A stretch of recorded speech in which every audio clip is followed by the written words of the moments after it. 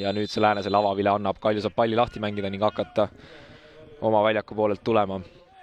Ja oma meeskonna pingi puhul siis ka tegelikult Kaljul on see põhimõtteliselt täismahus mehitatud, vaatame siit selle Tammeka esimese tuleku ära, Veelma paneb peale ja Pavlov sätib seal käed ette. Üksinduses läheb seal Kalju värava suunas. Pasher saab palli. Õumbu tuleb ka toeks, Pasherilt senderdus, aga Pavlov on püüdmisel kindel. Ivanov ja Boronishikov kombineerivad. Boronishikov Karissalasse jõudnud, tuleb sealt madal pall. Esimese hooga löögile päästa Ivanovilt kuul ja see maandub küljevõrgus. Otsib kohe läbi jooksu peale Orlovi ja Orlov päris üksinda jäänud. Kas mängib peale löögile, ennast mängib peale löögile ja Aland peab sekkuma. Ivanovilt väga kõrge pall ja Alandil on raskusi selle kätte saamisega ja Kalju saab siit esimese kätte. Lendab Aland palli alt läbi ja 17. minutil on Uku Kõrre see mees, kes enim tähistada saab ja roosade pantrite ees võidumõirge välja laseb. Võidumõirge siis löödud värava puhul, aga tõesti jah, Aland hindas selle palli lendu valesti ja Kõrrel seejärel tema taga olnuna ei jäänud muud üle kui jalg vastu panna ja pall tühjaks jäänud võrku suskata.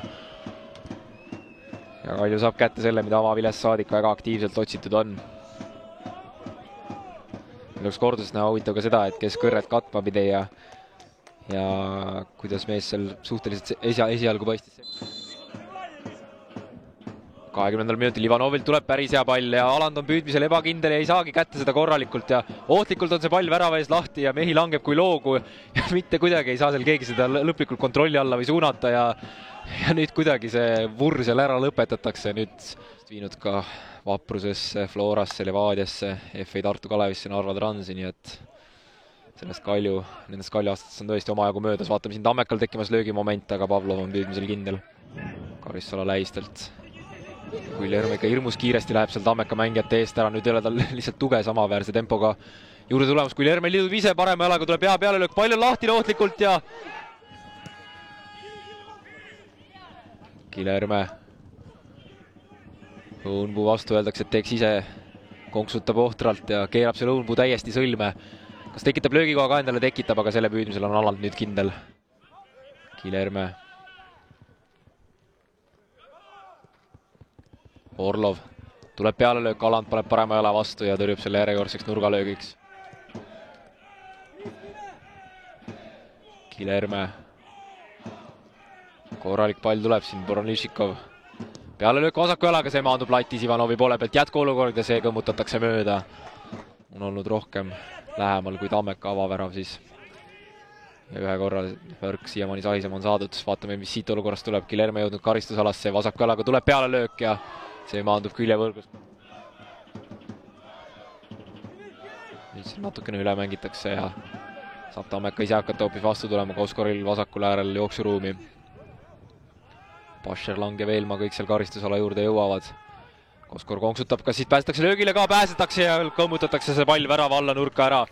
43. minutil saab Tammeka ise hoopis viigivärava kätte ja Ahmed Adebayo Pasher on selle autoriks.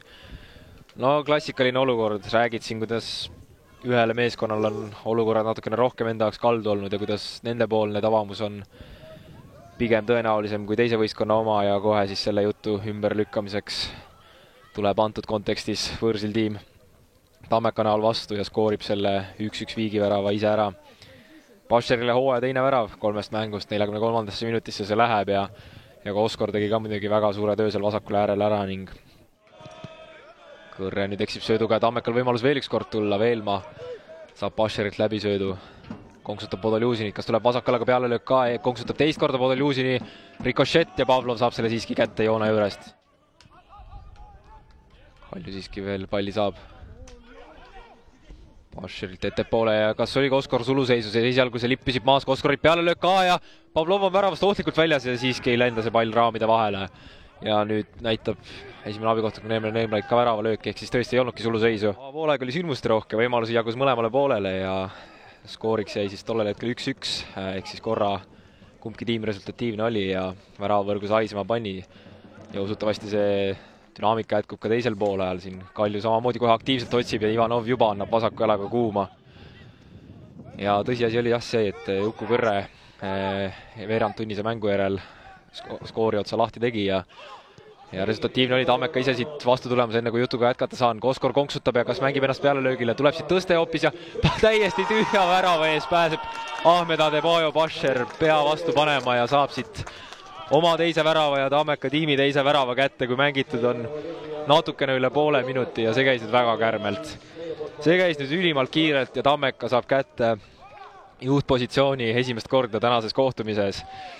Täiesti valveta oli seal pikakasvuline Tammeka ründaja jäänud ja samuti oli Pavlov olukorras täiesti välja mängitud ning ei jäänud muud üle Tammeka legionäril, kui panna seal vähema kui meetri pealt pea vastu ja pall valvet.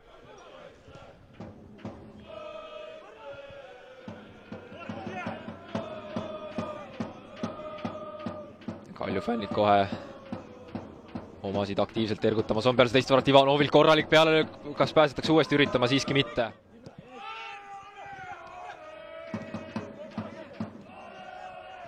Kannasöötudega kombineeritakse ja piirilt esimesed puuted pealelöök vasaku jalaga tuleb ja Aland võtab selle ristnurgast ära. Ilt kõrge pall siia viiekasti joone läistele Basher peaga ja ohtlikult on see pall seal meeste summa keskel, aga isegi pealelööki ei saada sellest olukorrast kirja. Orlov saadab mitu mängijat istukile, kas suudab ise tekitada löögikoha, tekitab vasaku jalaga pealelöök ja järjekordselt küljevõrku see lendab tunnustuse ja aplausi osaks.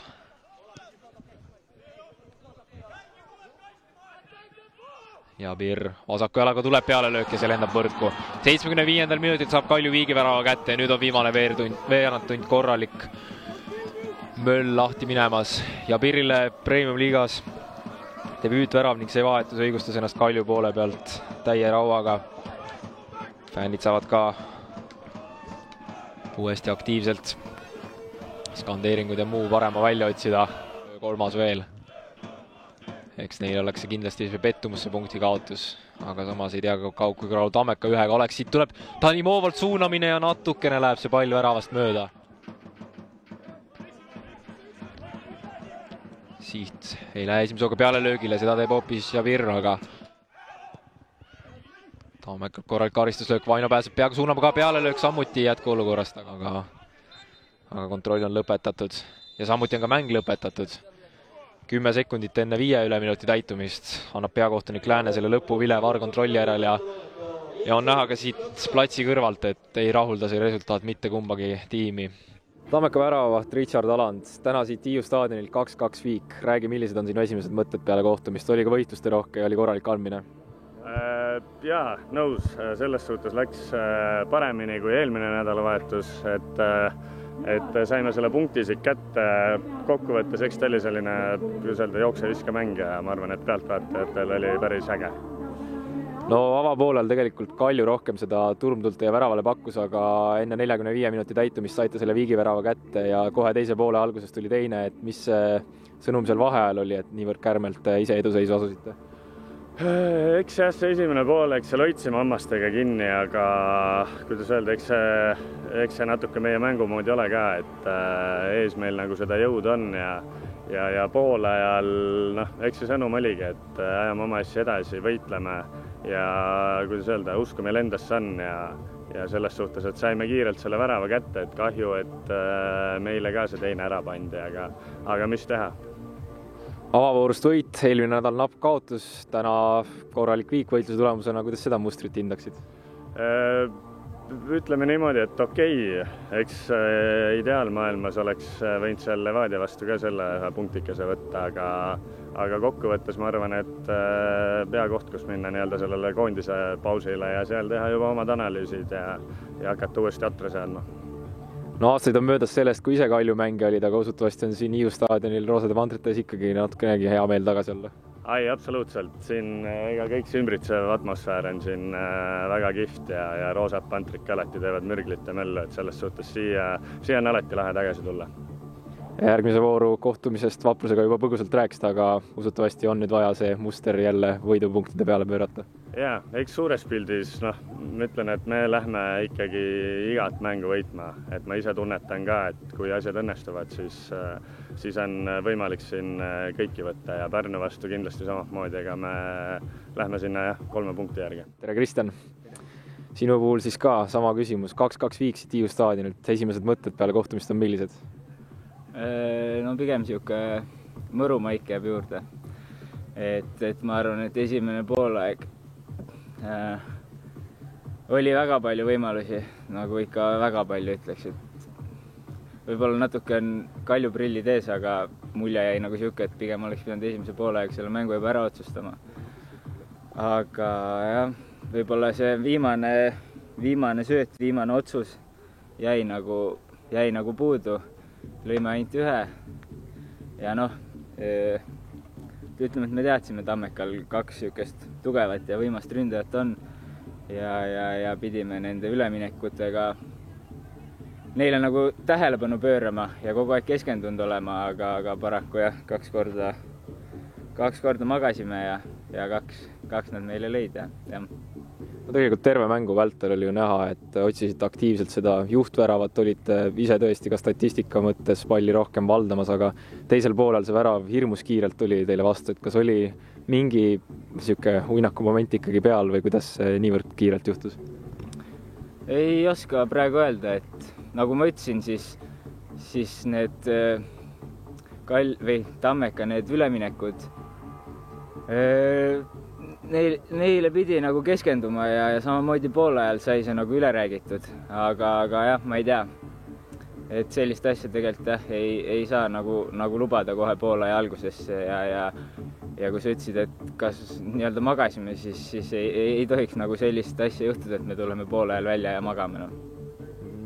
No teie puhul samamoodi sarnaselt Tammekale siin tabelis ka kõrvuti olete, aga avavoorust võit, seejärel kaotus, täna viik, vist ei ole kõige parem tulemus, millega koondise pausil hetkel vastu minna?